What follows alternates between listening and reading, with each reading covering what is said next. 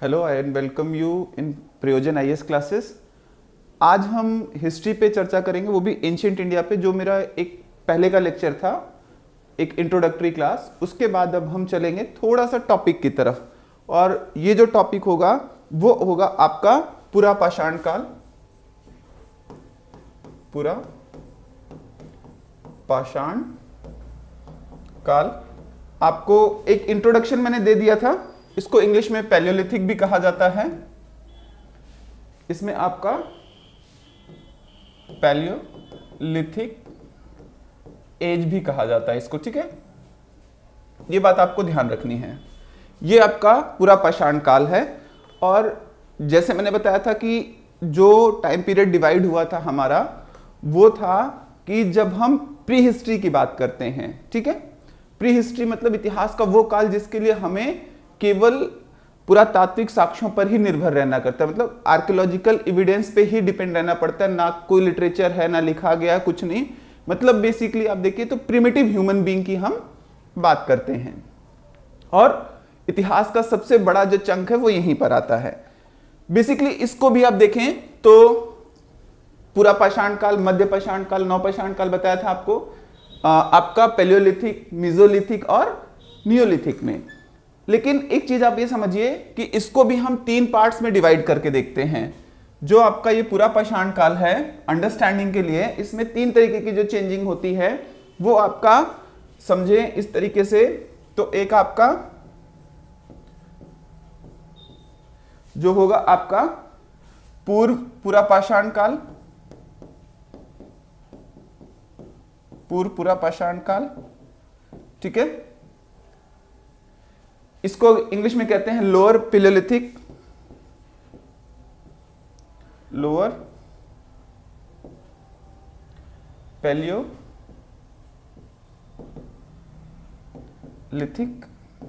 As, ठीक है। ये टाइम पीरियड अगर आप देखें तो इसका मैंने बताया था बहुत जगह आपको थोड़ा टाइम में अलग अलग मिलेगा। 25,000 बीसी से ये स्टार्ट होता है, ठीक है।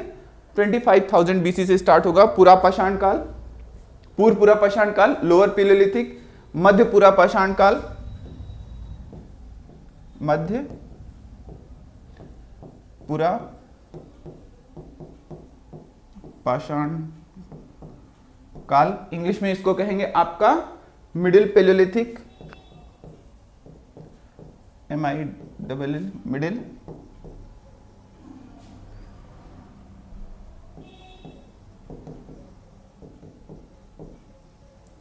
और फिर आपका जो है तीसरा हो जाएगा, जो पार्ट है आपका उच्च पूरा पाषाण काल,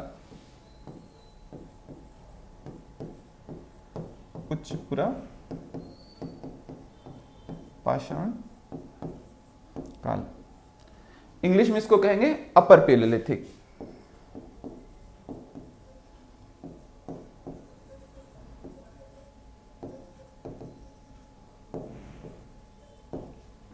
ये 3 कालखंड, यहां पर आपको टाइम बहुत नहीं रखना है, समझना कि कहां तक जाएगा। वैसे आप देखें तो जो पूरा टाइम पीरियड है पूरा पाषाण काल का, पैलियोलिथिक एज का, वो आपका 25 लाख बीसी से लेके अराउंड 10,000 बीसी तक आपका तीनों पार्ट्स डिवाइड है। कहीं भी एग्जाम में पूछा नहीं है, क्योंकि रेडियो कार्बन डेटिंग पे निकालते हैं। रेडियो कार्बन डेटिंग होता है कि जो कोई चीज जिसने जीवन है उसमें अगर यूज किया गया तो उसमें जो रेडियो कार्बन की जो C14 है उसके गिरने की दर के आधार पर उसको ज्ञात किया जाता है, कि वो उसको फाइंड किया जाता है कि how much it is a old. और दूसरा जो आपका स्टोन्स वगैरह है वो रेडियम क्या कहते हैं, यूरेनियम डेटिंग के थ्रू होता है। तो दोनों से रेडियो कार्बन डेटिंग से लगभग 50,000 ईयर्स का तक का निकाल लेते हैं, और आपका यूरेनियम डेटिंग से जो है वो काफी पीछे तक का जितना भी वो निकलना पाए, स्टोन्स वगैरह जो हैं आपके हिली एरियाज, माउंटेन्स, इनकी जो एज निकाली जाती है वो आपका यूरेनियम डेटिंग के आधार पर। तो ये ध्यान रखिएगा, एग्जाम में ये पूछ लेता है कई बार, ठीक है। तो अगर हम देखें थोड़ा समझने के लिए कि ये जो आपका पूरा पाषाण काल है, इसमें मानव कैसा रहा होगा, मानव ने क्या क्या क्रिया की, what activity human did at that time phase. तो इस टाइम फेज में ह्यूमन ने क्या क्या एक्टिविटीज की होंगी उसको हमें देखना होगा कि आप एक सिंपली खुद से क्वेश्चन करिए कि इस समय आदमी की सिचुएशन क्या होगी। तो एक बात आप समझ लीजिए कि पूरा का पूरा जो ये पैलियोलिथिक एज है, इसमें जो ह्यूमन है वो हंटर एंड फूड गैदरर,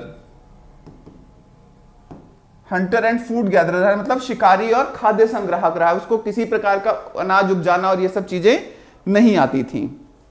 और जो भी टाइम फेज में डिफरेंसेस हैं, जो डिवीजन हुआ है टाइम फेजेस में, वो जिस तरीके से उन्होंने हथियार और हथियारों को बनाने की जो टेक्नोलॉजीज थी, वेपन्स थे, वेपन्स का मतलब उनके जो डेली यूज में, जैसे शिकार करने के लिए भी कुछ चीज चाहिए होगा, काटने छीलने और इन सब के लिए, तो इन सब के लिए जो टेक्नोलॉजीज यूज होती रही, जैसे जैसे फाइन होता रहा, उसी हिसाब से इसको एक मोटा मोटी टाइम फेज में डिवाइड किया गया है।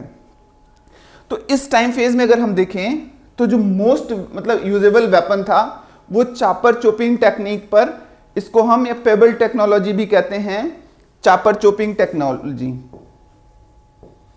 चापर चोपिंग है ना,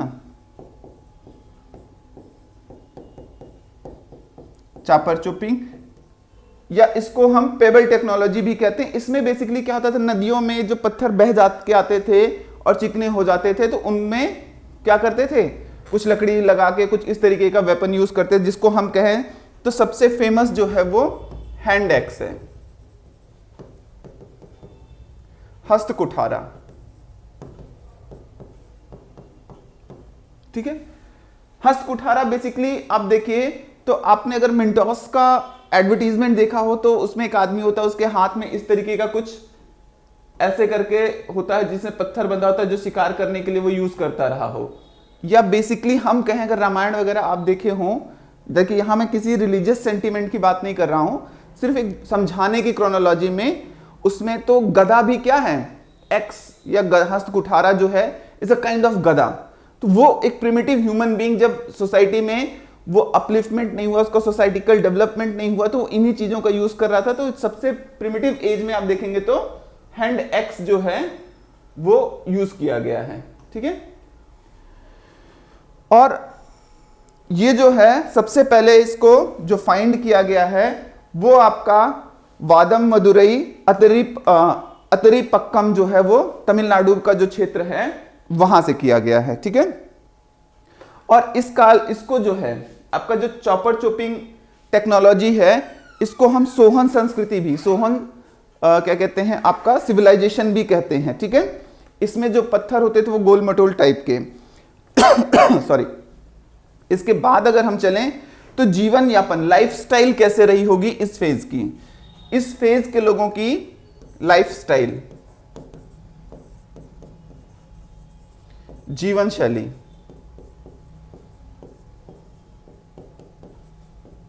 ठीक है,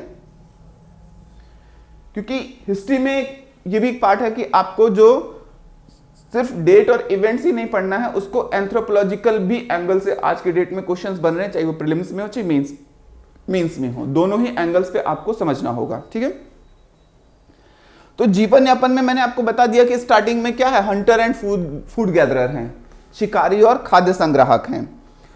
और एक क्वेश्चन थोड़ा सा आपको फंसाता होगा, वो इसलिए कि आग का आविष्कार कब हुआ। बहुत सारी बुक्स में आप देखते होंगे कि नवपाषाण मिला हुआ, कई जगह पे लिखेगा पूरा पाषाण काल के पूर्व, पूरा पाषाण काल में के क्षेत्र में।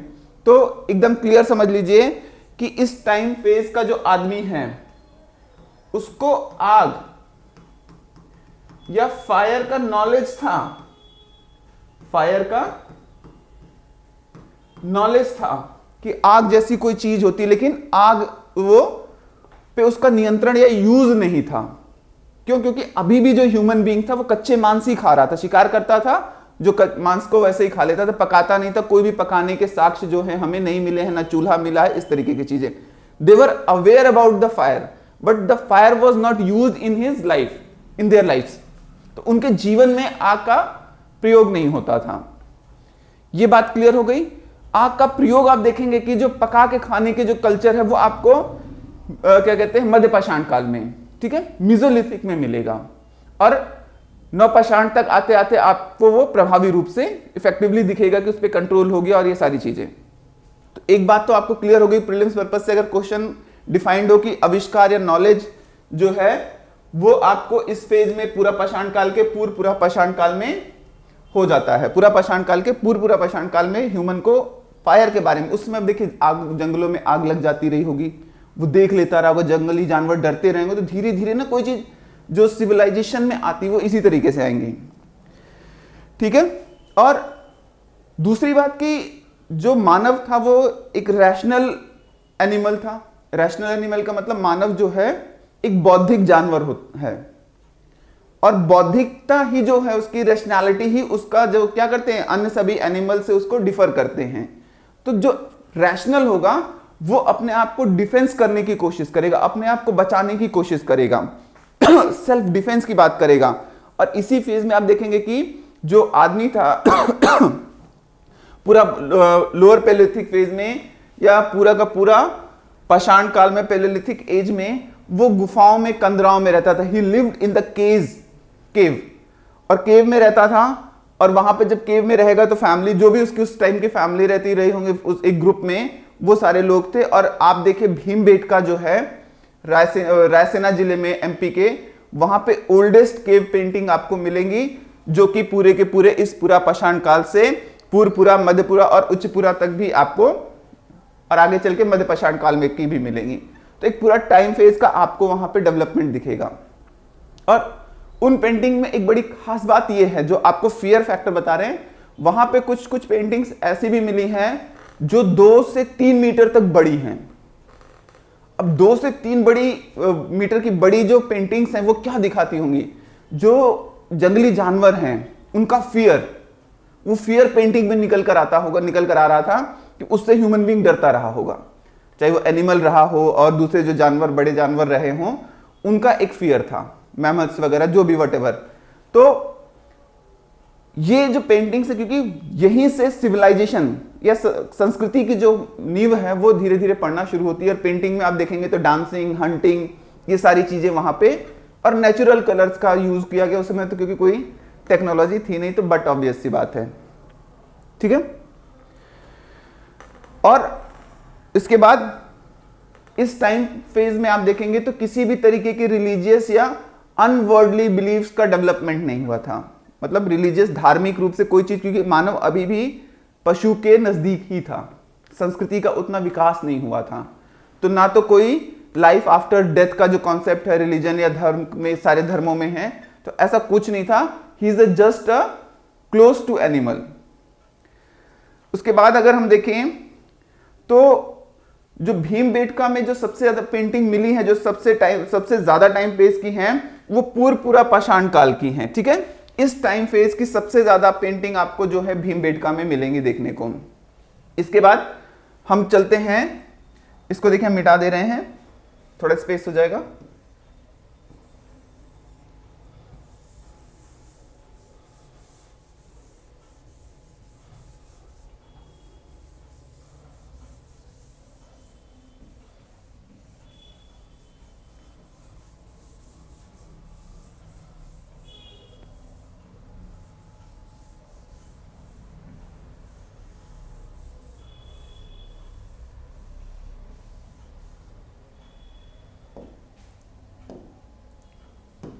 चलिए, मध्यपुरा पाषाण काल। अब इस टाइम फेज में सबसे बड़ा जो चेंजेस आया वो वेपन्स में आया, जहां पर आप देख रहे थे कि जो आपका lower palaeolithic age time phase में था वहां पे हैंड एक्स और ये सारी चीजें थी, तो वहीं यहां पर आप देखेंगे तो जो हथियार बने वो आपके थोड़े छोटे होने लगे और क्वार्टराइज के बने होते थे। क्वार्टराइज काइंड ऑफ स्टोन। क्वार्टराइज जो था आपका पूरा पाषाण काल में था। इस टाइम फेज में आप देखेंगे तो चार्ट जो हो गया, जैस्पर हो गया, फ्लिंट हो गया, इनका उपयोग किया जाता था। इतना जीएस के लेवल पे जाने की जरूरत नहीं है। और इस टाइम फेज का जो बेसिक हथियार था वो आप देखेंगे तो खुरचनी, स्क्रैपर,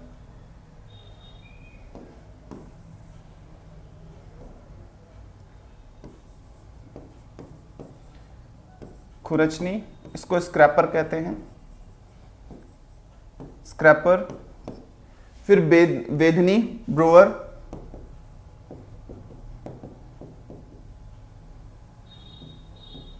ठीक है, खुरचनी, वेधनी, और फिर आपका तक्षणी जो ट्रेपेजियम होता है वो था। ये बेसिक हथियार थे। अब देखिए इनका जो साइज है वो हैंड एक्स से छोटा था, क्योंकि जैसे जैसे जरूरतें बढ़ी वैसे वैसे आप देखिए हथियार भी छोटे और ज्यादा सोफिस्टिकेटेड होते गए। फॉर एग्जाम्पल आप अपने सेलफोन से ले सकते हैं। जब स्टार्टिंग में सेलफोन आए थे तो बहुत कॉस्टली था, बड़े बड़े थे। अब जैसे जैसे टेक्नोलॉजिकल डेवलपमेंट हो रहा है, फोन छोटे होते गए, स्मार्टनेस, उनके फीचर्स बहुत ज्यादा बढ़ते गए। तो ये क्या दिखा रहा है आपको? Technological development. तो वैसे उस टाइम का जो टेक्नोलॉजिकल डेवलपमेंट था उनके वेपन्स में दिखते थे, जो आपको बेसिकली इस टाइम फेज में इस तरीके के दिखाई पड़ेंगे, ठीक है। और इसमें अगर आप देखें तो जो आपका हथियार था, जो वेपन्स थे, वो बहुत ज्यादा इफेक्टिव नहीं थे, ठीक है। मतलब बहुत ज्यादा इसमें आपको सोफिस्टिकेशन नहीं दिखेगा। और सोफिस्टिकेशन नहीं दिखने का एक रीजन है कि अभी टेक्नोलॉजी उतना अपलिफ्ट नहीं हुई थी, ठीक है। आगे हम चलते हैं जो उसमें, तो आपका जो है वो जो टाइम फेज डिवाइड हुआ है, इसमें आपका वादम क्या कहते हैं कि मध्यपुरा पाषाण काल में वो बेसिकली हथियारों के बेसिस पे, जिसको मैंने बताया ये चीजें, ठीक है। और जो लाइफस्टाइल है, अभी भी आदमी क्या है, हंटर और फूड गैदरर ही है, अभी उसमें कोई खास परिवर्तन नहीं आया गया है, ठीक है। और कोई खास डिफरेंस नहीं है। इसको अब जो है निवासा के जो क्षेत्र में मिला है, जो क्षेत्र मिला है वो निवासा है, इसीलिए इसको निवासाई संस्कृति भी कहा जाता है, ठीक है। और यहां पे जो हथियारों की बात मैंने कर ही ली है। उसके बाद अगर हम देखें तो जो आपका आएगा, यहां पे भी आदमी क्या है, हंटर और फूड गैदरर ही है, कोई खास इसमें चेंज यहां पे भी नहीं आया। फिर आपका जो है वो उच्च पुरा पाषाण काल, ये टाइम फेज आप देखेंगे। उच्च पुरा पाषाण काल में की अगर हम बात करें तो इस काल का जो मेजर वेपन है या हथियारों में जो चेंज आया वो ब्लेड,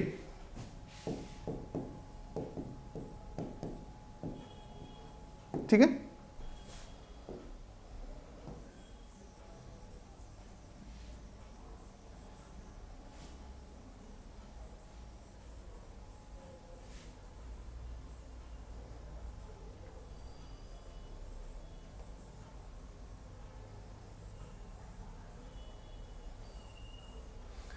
ठीक है, ब्लेड है ये, और उससे सोफिस्टिकेटेड है और छोटा हथियार है, ठीक है।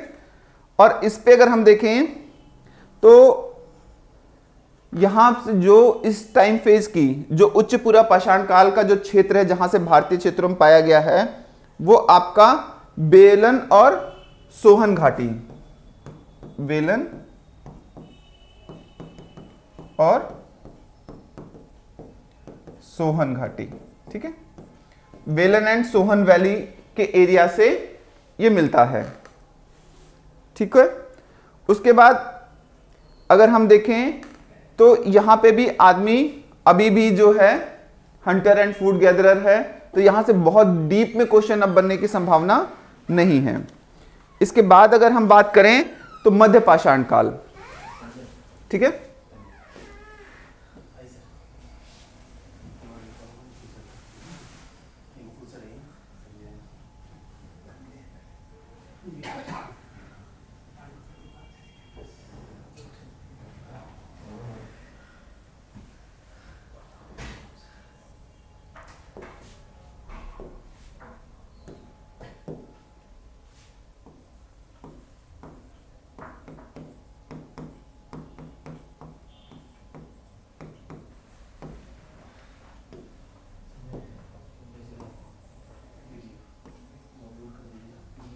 मध्य पाषाण काल, ठीक है।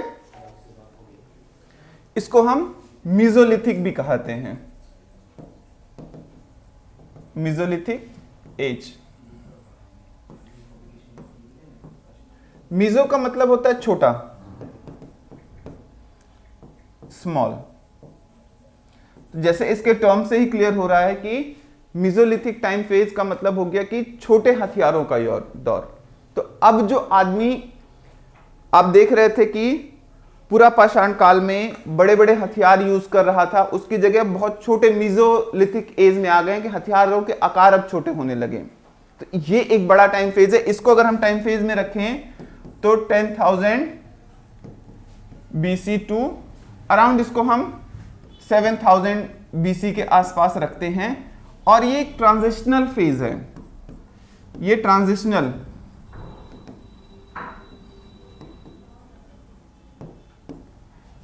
मतलब संक्रमण का दौर है। संक्रमण का दौर है किसके बीच में? पूरा पाषाण काल और नवपाषाण काल के बीच में। ठीक है, तो ये मध्य पाषाण काल जो है, इन दोनों के बीच में कि पुरानी तकनीकी जा रही थी और नई तकनीकी आ रही थी। और सबसे बड़ी बात है कि इस टाइम फेज में आदमी जो पहले हंटर एंड फूड गैदरर था, शिकारी और खाद्य संग्राहक था, वो अब क्या बन गया? वो पशुपालक बन गया। क्या बन गया?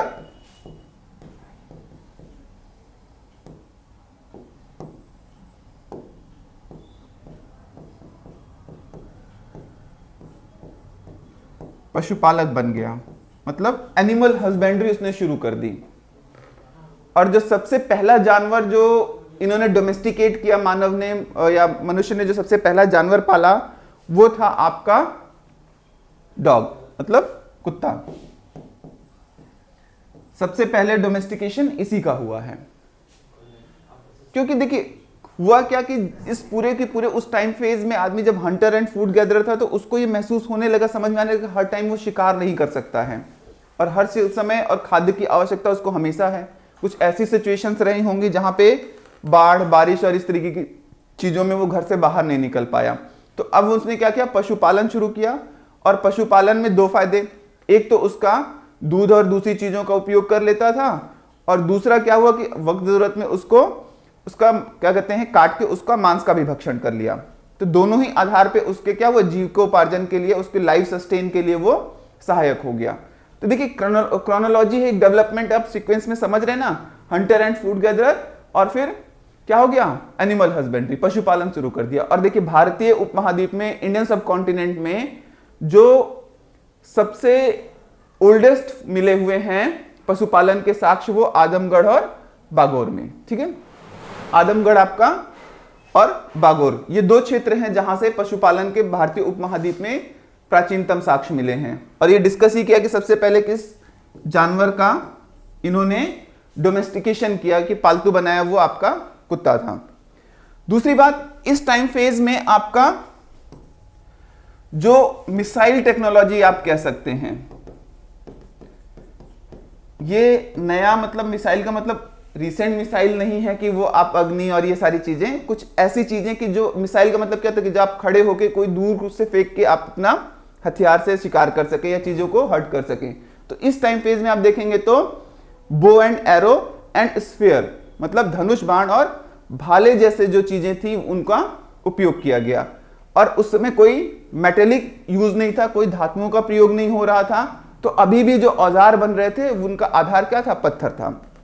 और पत्थर छोटे, और देखिए जैसे धनुष बाण बनाए जाएंगे तो आगे लगाने के लिए इस तरीके का जो आपका स्फीयर होगा, इन सब चीजों में जो यूज हुआ वो पत्थर का ही हुआ। लेकिन ये क्या पत्थर बड़े रहे होंगे? नहीं, दो बड़े पत्थरों को इन्होंने क्या किया, कुछ टेक्नोलॉजी ऐसे एक दूसरे पत्थर से तोड़ के ऐसे इनके शल्क निकाले गए होंगे, और फिर उनको रगड़ के, घिस के, छोटा बना के फिर इस टेक्नोलॉजी का यूज किया गया कि, और इससे छोटे जानवरों का शिकार हो सकता था। जैसे हैंड एक्स, क्लीवर वगैरह से तो बड़े जानवरों का घेराव करके शिकार करते थे, उससे मारा जाता था। और अब जरूरतें बदल गई होंगी, तो उनका जैसे किसी चीज को काटना, चीड़फाड़, और खड़े होकर छोटे जानवरों को मारने के लिए, शिकार के लिए आप देखेंगे तो प्रक्षेपास्त्र तकनीकी का जो प्रयोग है वो यहां पर आपको यहां पे शुरू हो जाता है। कब? मध्यपाषाण काल में, मीजोलिथिक टाइम फेज में। ठीक है, तो ये सब क्वेश्चन आपके प्रीलिम्स में आ सकते हैं। दूसरी बात कि अभी भी जो एग्रीकल्चर है वो शुरू नहीं हुआ है, तो अभी भी जो जीवन यापन है वो नोमैडिक है, यायावारीय है, जहां जरूरत पड़ी वहां पे उन्होंने शिकार किया, फिर आगे बढ़ते चले गए। इसके बाद देखेंगे नवपाषाण काल।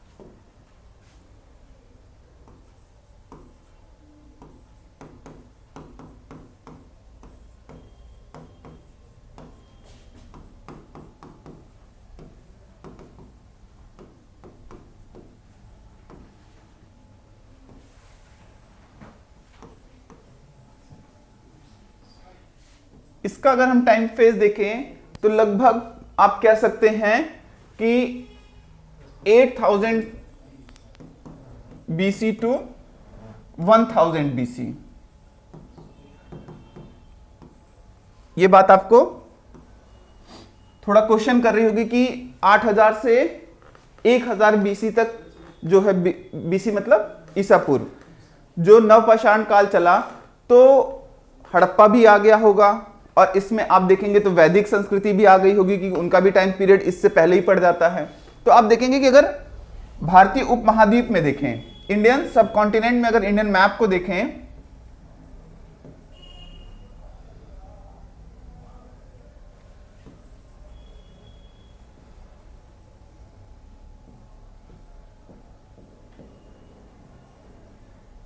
तो बेसिकली जो साउथ का जो रीजन है, साउथ इंडिया का, ये साउथ का जो रीजन है आपका, यहां पे जो महापाषाणिक संस्कृतियां मिली हैं, वहां पर टाइम फेज जो है वो आपका लगभग 1000 BC के आसपास इसको कहा जाता है कि ये महापाषाणिक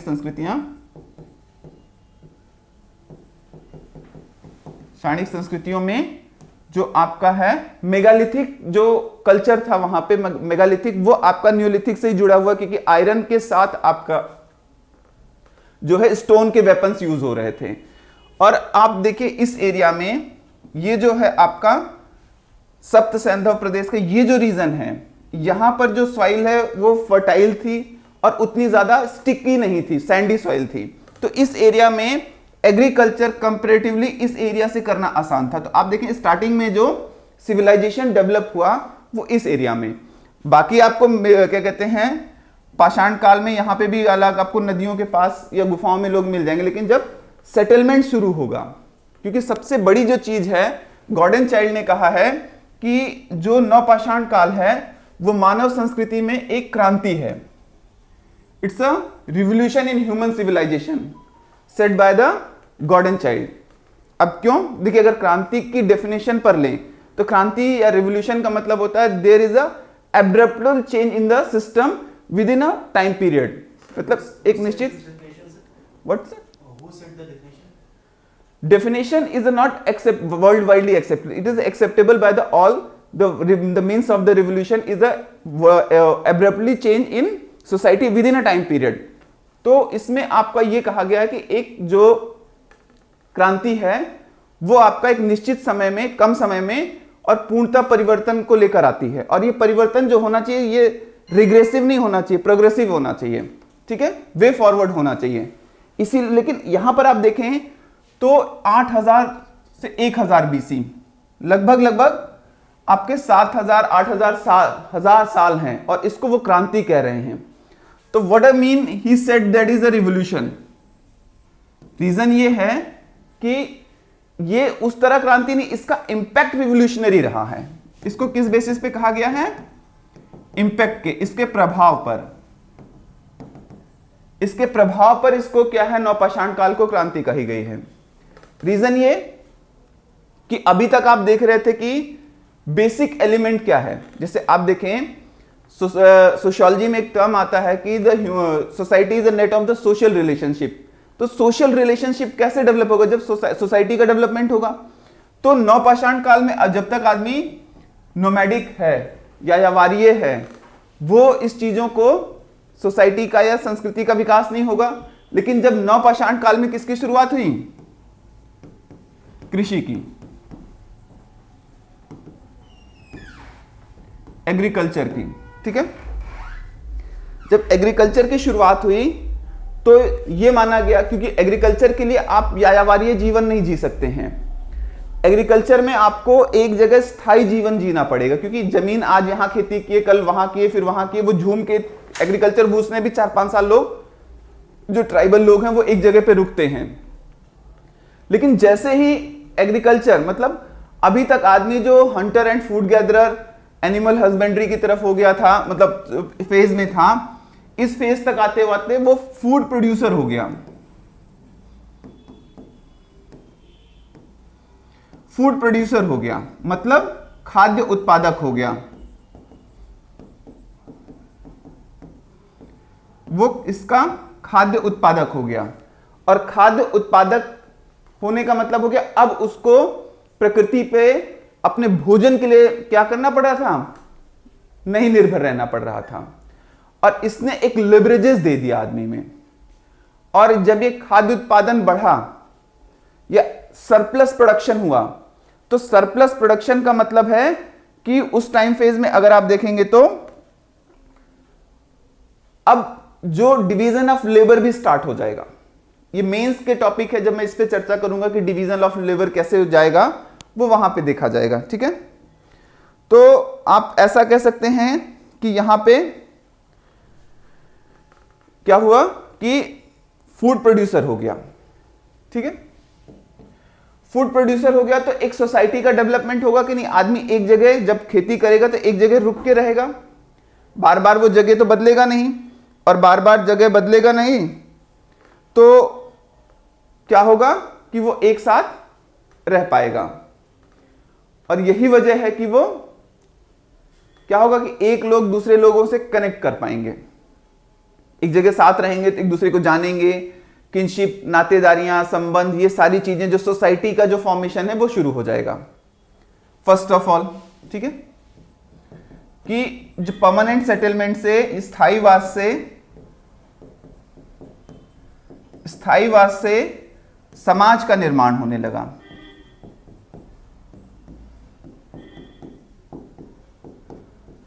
समाज का निर्माण होने लगा। ठीक है, स्थायीवास से क्या हुआ? समाज का निर्माण होने लगा। अब समाज का निर्माण होने लगा तो अब ये देख रहे हैं ना, ये इंपैक्ट है ह्यूमन बीइंग में जो चेंजेस आया। दूसरा कि इन्वेंशन ऑफ व्हील, ये पहिए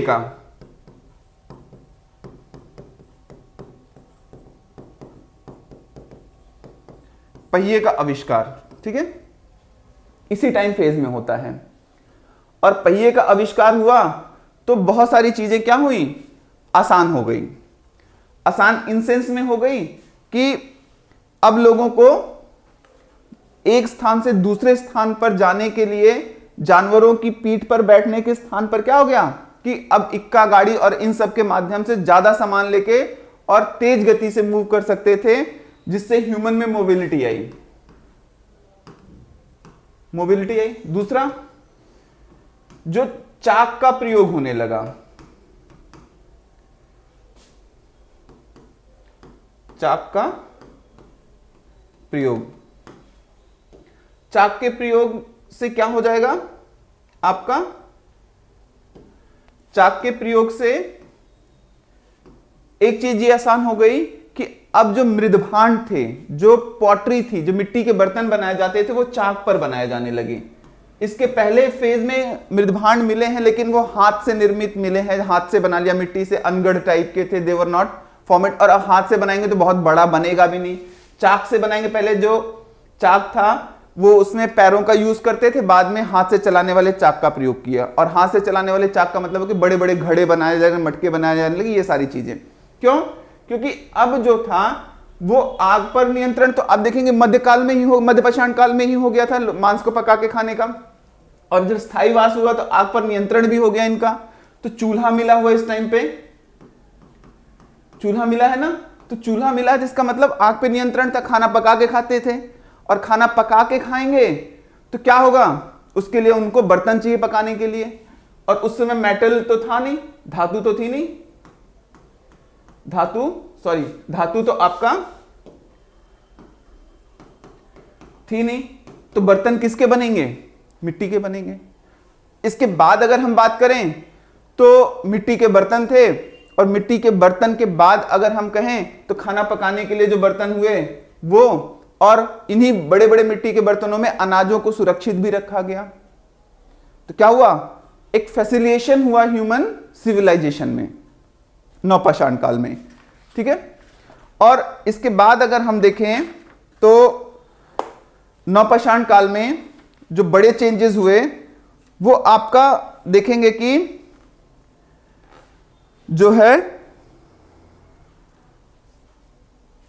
जैसे सबसे प्राचीनतम जो साक्ष्य हैं, जैसे कई बार प्रीलिम्स में क्वेश्चन पूछ लेता है कि एग्रीकल्चर तो शुरू हो गया यहां पे, ठीक है, कृषि की शुरुआत हो गई है, तो फसल तो उपजाई गई होगी, और फसल उपजाई गई होगी तो सबसे पहली फसल कौन थी जिसको यहां पर उपजाया गया होगा।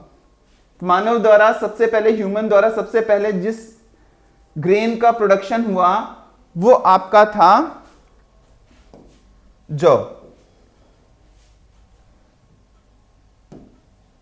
क्या है आपका, जौ, बार्ले, ठीक है। उसके बाद अगर हम कहें तो गेहूं, वीट, तो इन सब चीजों का सबसे पहले किसका हुआ, तो जौ का, और जौ के बाद आप देखेंगे बात करेंगे तो गेहूं, और फिर सारी चीजों का, फिर उसके बाद आप देखें किसकी बात हो जाएगी, धान की, धान, रागी एक्सेट्रा। और इसी से क्वेश्चन कई बार कई सारे स्टेट सर्विसेज एग्जाम्स में और जेपीएससी में भी पूछा हुआ है कि कृषि के प्राचीनतम साक्ष्य कहां से मिले हैं, ठीक है। तो कृषि के प्राचीनतम साक्ष्य आप देखेंगे तो मेहरगढ़, कहां से मिला हुआ है, मेहरगढ़। मेहरगढ़ कहां है, बलूचिस्तान में। पहले तो उस समय इंडिया एक था, पार्टीशन हुआ नहीं था, तो बलूचिस्तान में था। अभी पार्टीशन के बाद वो कहां है, पाकिस्तान में। तो मेहरगढ़ से आप देखेंगे तो इस स्टेज से तीनों स्टेजेस का मतलब आप देखेंगे तो पाषाण काल से लेके ताम्रपाषाण और फिर हड़प्पा संस्कृति के भी जो एविडेंस है यहां पे मिलेंगे। तो मेहरगढ़ से कृषि के प्राचीनतम साक्ष्य मिले हैं, जो आपका जौ था, लगभग 6000 बीसी के आसपास का ये टाइम फेज है। लेकिन रिसेंट में उत्तर प्रदेश के संत कबीर नगर नगर के लहुरा देव से 8000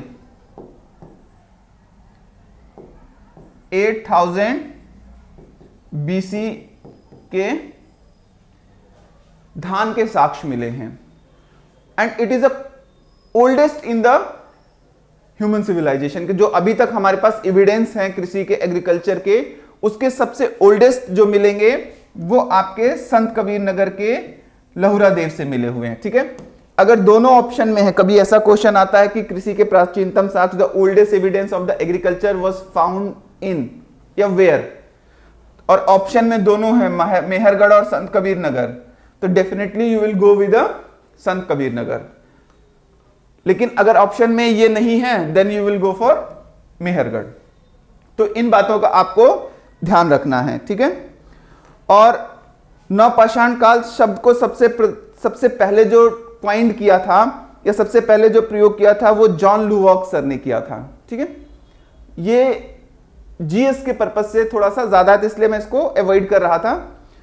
आगे हम देखेंगे कि जो नवपाषाणिक स्थल भारतीय उपमहाद्वीप में मिले, देखिए ये कुछ चीजें आपको जो मटेरियल मिलेगा वहां से आप पढ़ लेंगे, तो बस नाम याद रखना है। जैसे आप देखें तो मेहरगढ़ आपका नवपाषाणिक स्थल है, ठीक है, न्यूलिथिक फेज का। बुर्जहोम है, चिरांद है, कोल्डिवा है, गुफकराल है। और ये कहाँ कहाँ पे है वो आपको ध्यान से, चिरांद कहाँ है आपका, बिहार में है, ठीक है। गुफकराल कहाँ, जम्मू कश्मीर में है। तो इन एरियाज में, और ये कब के हैं, नियोलिथिक हैं। तो इन साइट्स को आपको थोड़ा लर्न करना होगा। कुछ मैं पीडीएफ के थ्रू आपको क्वेश्चंस पे जब डिस्कस करूंगा तो वहां पे भी क्लियर हो जाएगा। क्लियर हो गया। और चौपानी मांडो जो है एक प्लेस है, चौपानी मांडो, यहां से जो मृदभांड हैं, जो आपके पॉटरी हैं, उसके ओल्डेस्ट एविडेंस मिले हुए हैं। The oldest evidence of the pottery was found in Chopani Mando, ठीक। उसी तरीके से साउथ में महापाषाणिक संस्कृतियों को नवपाषाणिक काल से जोड़ा गया है। महापाषाणिक संस्कृतियां, ऐसा होता था कि साउथ में जब कब्र बनाई जाती थी, कोई डेथ हो जाता था तो उसके डेथ पे उसको दफना दिया जाता था, उसका बरियल कर दिया जाता था और बड़े बड़े पत्थरों के वो बना दी जाती थी, ऊपर रख दिया जाता था। इसी को महापाषाणिक संस्कृतियां कहा गया। जैसे संगन कल्लू वगैरह से राख के टीले वगैरह मिले हैं। क्या करते थे लोग, जानवर पालते थे, एग्रीकल्चर, उनका जब गोबर, काव डंग या जो भी डंग इकट्ठा होता उसको बर्न कर देते थे। तो एस स्टूम जब इकट्ठा होते तो वो आपका संगन कल्लू से मिला हुआ, रेत के टीले जो है वो संगन कल्लू वगैरह से मिले हैं, ठीक है। और कोल्डिवा से आप देखेंगे तो जो एग्रीकल्चरल और आपका फॉरेस्ट्री दोनों टाइप के आपके पैडी के या धान के साक्ष्य मिले हुए हैं, चावल के, ठीक है। इसके बाद हम देखेंगे तो बुर्जहोम से ह्यूमन और डॉग दोनों को दफनाने का एकदम साक्ष्य मिला हुआ है। तो इस तरीके से आप एक चीज और देखेंगे, जो सोसाइटी अभी आप देख रहे थे कि जो प्रिमिटिव थी और वो मैट्रियार्कल सोसाइटी थी, धीरे धीरे जब न्यूलिथिक एज में आके, नवपाषाण काल में आके, ये जो आपका क्या हो गया, पैट्रियार्कल सोसाइटी की तरफ जाने लगा। पैट्रियार्कल सोसाइटी का मतलब हो जाएगा जब लेबर का, वर्क का डिवीजन हो जाएगा, ठीक है, स्ट्रेटिफिकेशन ऑफ द वर्क हो गया। तो उसमें मेल्स ने क्या हुआ, देवर बेसिकली मैस्कुलिन जो है उनको थोड़ा सा एडवांटेज होता है। मैं यहाँ पे डिबेट पे नहीं जाऊंगा, मेल फीमेल, उस डिबेट से बाहर होके मैं ये कहूंगा कि genetically male are more made as they are more holding power, they hold more powers. तो उनको थोड़ा सा फिजिकल एडवांटेज होता है इन मैस्कुलिन सेंस में, पावर के सेंस में। और जब उन्होंने प्रोडक्शन पे अपना कंट्रोल किया तो राइट्स भी अपने, जो भी पावरफुल होगा वो राइट्स अपने पास रखना चाहेगा। और इसी फेज से आप देखेंगे कि मैट्रियार्कल सोसाइटी से जो सोसाइटी चेंज होके पैट्रियार्कल सोसाइटी की तरफ चली जाती है। और इन्हीं नवपाषाणिक संस्कृतियों पे, इन्हीं नियोलिथिक जो सिविलाइजेशन या जो स्पॉट्स थे, उन्हीं पर आप देखेंगे तो आपका जो है चाल्कोलिथिक और आगे चल के हड़प्पन सिविलाइजेशन का डेवलपमेंट होता है। तो ये पॉइंट मुझे लग रहा है कि ये पूरा एंगल आपको समझ में आएगा। अब हम इसके कुछ क्वेश्चंस को देख लेते हैं जो आपको बेहतर तरीके से क्या करेंगे, हेल्प करेंगे अंडरस्टैंडिंग के लिए। तो कुछ क्वेश्चंस हैं, मैं उनको देख लेता हूं जो कि आपको हेल्प करेंगे, ठीक है। तो क्वेश्चन देखते हैं।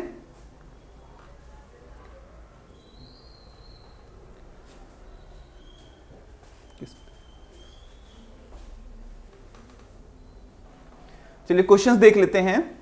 कि क्वेश्चन है कि रॉबर्ट फ्रूस्ट थे एक, तो Robert Frost was a geological, archaeological, आपका क्या कहते हैं, प्लांट्स वाले और या हिस्टोरियन।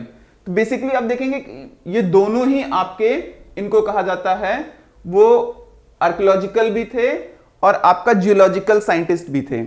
तो ऑप्शन में दोनों ही रहता है, दोनों ही ये करेक्ट माना गया है। और ऑप्शन आप देख रहे हैं इसका ए एंड बी बोथ। तो रॉबर्ट फ्रूस्ट थे, इन्होंने लेमनसेरिया से जो वेपन्स ढूंढा था उसकी बात की गई, ठीक है। उसके बाद अगर हम बात करें तो कोपेनहेगन संग्रहालय में, मतलब कोपेनहेगन में एक प्लेस है कनाडा में, वहां के आर्कियोलॉजी में एक रखा हुआ है जहां पे टाइम का 3 स्टेजेस का डिवीजन किया गया है, त्रियुगीय विभाजन किया गया। किसने किया था? तो थॉमसन ने इसका डिवाइड किया था, ठीक है, लौह का, जो आयरन एज का। उसके बाद अगर हम देखेंगे तो उत्खनित प्रमाणों के अनुसार पशुपालन का प्रारंभ हुआ था। हाँ वही तो, डेनमार्क में तो बोले ना, ठीक है, सॉरी, डेनमार्क में है। और उसके बाद अगर हम देखें तो आपका उत्खनित प्रमाणों के अनुसार पशुपालन का प्रारंभ हुआ था। पशुपालन का प्रारंभ मैंने कब बताया था? आपका जो है मध्य पाषाण काल, आपका मध्य पाषाण काल में, जिसमें एनिमल हस्बेंड्री की शुरुआत हुई थी, ठीक है। उसके बाद अगर हम बात करें तो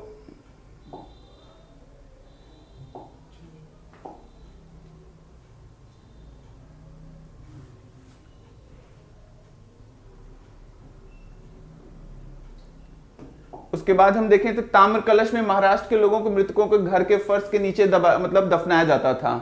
तो ये क्या हो जाता था आपका, उत्तर से दक्षिण। आज भी आप देखेंगे जो बरियल्स होते हैं, या हमारे हिंदू रिलीजन में कहा जाता है कि उत्तर दक्षिण पैर करके नहीं सोना चाहिए। उसके बाद अगर हम देखें तो निम्नलिखित में से किस स्थल में मानव कंकाल के साथ कुत्तों के शवाधान, मतलब बरियल, मतलब ह्यूमन के साथ डॉग का भी जो है वो आपका बरियल मिलता है, ठीक है। ये आपका कहां से मिलेगा, बुर्ज होम से। मैंने पढ़ाते हुए चर्चा की थी कि बुर्ज होम से मानव के साथ कुत्तों को दफनाए जाने का प्रमाण मिला हुआ है, ठीक है। उसके बाद आप देखेंगे किस स्थान पर मानव के साथ कुत्ते, तो ये आपको बुर्ज होम बता दिया गया है। उसके बाद गर्त आवास कहां से मिले हुए हैं। गर्त आवास का मतलब जो होता है आपका, ये जमीन के नीचे गुफाओं में जैसे बना के, तो कहां पे आपको मिलेगा, बुर्ज होम से, ठीक है। उसके बाद अगर हम बात करें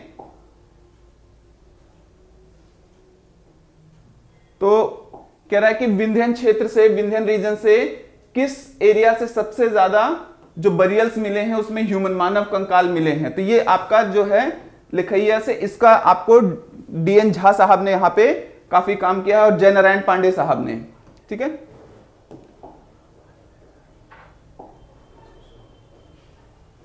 भारतीय पुरातत्व सर्वेक्षण निम्नलिखित विभागों में से किस के अधीन आता है। तो ये कल्चरल मिनिस्ट्री के अंतर्गत आता है, ठीक है।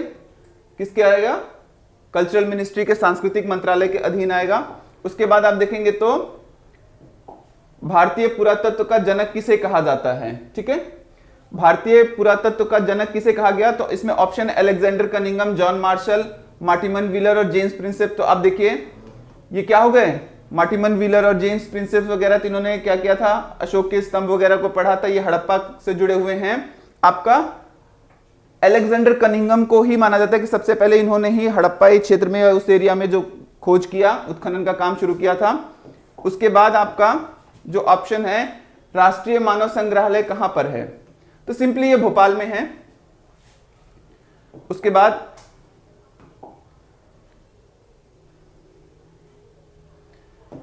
कि नवदा टोली का उत्खनन, एक्सकवेशन किसने कराया था, तो आपका संकालिया साहब, एसडी संकालिया साहब ने इसको उत्खनन कराया था। उसके बाद नवदा टोली किस राज्य में अवस्थित है, ठीक है, तो ये मध्य प्रदेश में है।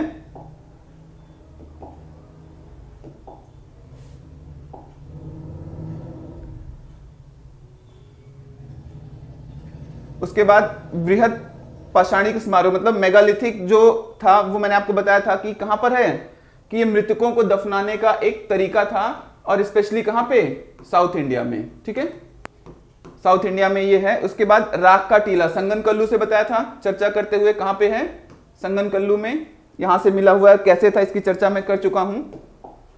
उसके बाद कि निम्नलिखित में से कौन सा प्रागैतिहासिक, ठीक है, प्री हिस्ट्री से जो पेंटिंग है इससे संबंधित है, तो ये सिंपली कहां से है, भीमबेटका से। इसकी मैंने चर्चा की थी किस तरीके की पेंटिंग है, 3-3 मीटर, 2 से 3-3 मीटर तक की भी पेंटिंग यहां पर है, ठीक है। भीमबेटका की गुफाएं कहां पर हैं, तो भोपाल के रायसीना जिले में है ये, ठीक है। भारत के किस शिलाश्रय में सर्वाधिक चित्र प्राप्त हुए हैं, तो भीमबेटका, ये भी आपका एग्जाम्पल हो जाएगा। ये आपको एक अलग से टॉपिक पढ़ाना है जहां पर आपको बताया जाएगा कि कौन से टाइम फेज से कौन से मृदभांड जो है वो आपकी पॉटरी रिलेटेड है। ओसीपी आप देखेंगे तो इसका जो संबंध है ओसीपी का वो हस्तिनापुर से है, ठीक है। ये गंगा घाटी के क्षेत्र में, अपर गंगेटिक प्लेन में है, यहां से रिलेटेड है।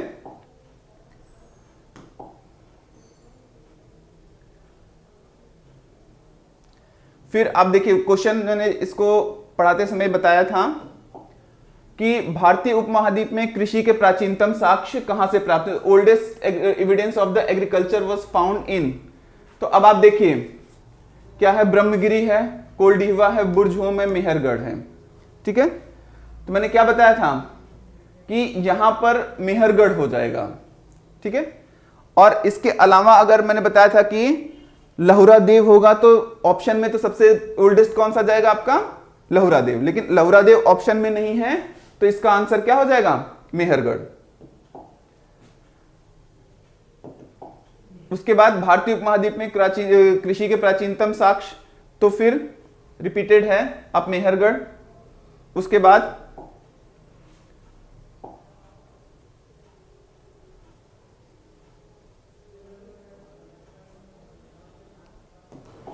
नवपाषाण युग में भारतीय उपमहाद्वीप के उत्तर पश्चिम क्षेत्रों में निम्नलिखित में से किस स्थान पर कृषि के अभ्युदय, मतलब कि सबसे ओल्डेस्ट जो है वो मिले हुए हैं। ठीक है, तो यहां पे भी सेम चीजें, क्वेश्चन रिपीट टाइप का ही है, सिर्फ लैंग्वेज चेंज किया है, तो आंसर क्या हो जाएगा, मेहरगढ़। अगर मान लीजिए एक ऑप्शन यहां पे क्या कर दिया जाता आपका कि संत कबीर नगर का लहुरा देव, मान लीजिए एक ऑप्शन और बना दिया गया Lahuradewa, then this is the correct answer. Uttar Pradesh के संत कबीर नगर में मिला हुआ, यहां से मिला हुआ जो चावल के साक्ष्य हैं वो लगभग 8000 बीसी के आसपास के हैं, और यहां से जो गेहूं के जो साक्ष्य हैं वो लगभग 6000 बीसी के हैं। तो केवल भारतीय उपमहाद्वीप में नहीं, वर्ल्ड में oldest evidence of the agricultural granary is लहुरा देव। फिर वही भारत में पशुपालन एवं कृषि के प्राचीनतम साक्ष्य, आपका ऑप्शन नहीं होने की वजह से यहां पे क्या हो गया, तो मेहरगढ़, क्योंकि यहां पे आपका पशुपालन भी है तो मेहरगढ़ भी ऑप्शन में रहेगा। उसके बाद उस स्थान का नाम बताइए जहां से प्राचीनतम स्थायी जीवन के प्रमाण मिले हुए हैं। ठीक है, तो वही सेम रिपीटेड है चीजें। और फिर आगे चलें तो निम्नलिखित में से किन स्थानों से मध्य पाषाण काल में पशुपालन के मध्य पाषाण काल में पशुपालन के प्रमाण मिले हैं या साक्ष्य मिले हैं, कुछ भी आप कह सकते हैं। तो मैंने क्या बताया था, आदमगढ़ और बागोर जो है वो दो मध्य पाषाण काल में पशुपालन के प्राचीनतम साक्ष्य मिले। याद रखिएगा यहाँ पे बागोर है, आदमगढ़ कहीं ऑप्शन होगा तो वो भी एक साथ हो जाएंगे, दोनों साथ में ही रहेंगे। उसके बाद निम्नलिखित में से किसको चैल्कोलिथिक युग भी कहा जाता है, तो चैल्कोलिथिक आप देखेंगे तो ताम्रपाषाण युग को। चैल्कोलिथिक का मतलब होता है तांबे के साथ पत्थरों के औजार का प्रयोग। ठीक है, तो जब तांबे के साथ पत्थरों के औजार का प्रयोग किया जाएगा उसको आप इंग्लिश में चैल्कोलिथिक या हिंदी में ताम्रपाषाणिक संस्कृतियां कहा जाता है, जैसे आपका नेवासा, ये सारी। ठीक है, निम्नलिखित में से किस एक पुरास्थल से पाषाण काल से लेकर हड़प्पा सभ्यता तक की संस्कृतियां, देख लीजिए सीधे क्वेश्चन आया, मैंने उसको डिस्कस किया था, ये क्या हो जाएगा आपका मेहरगढ़।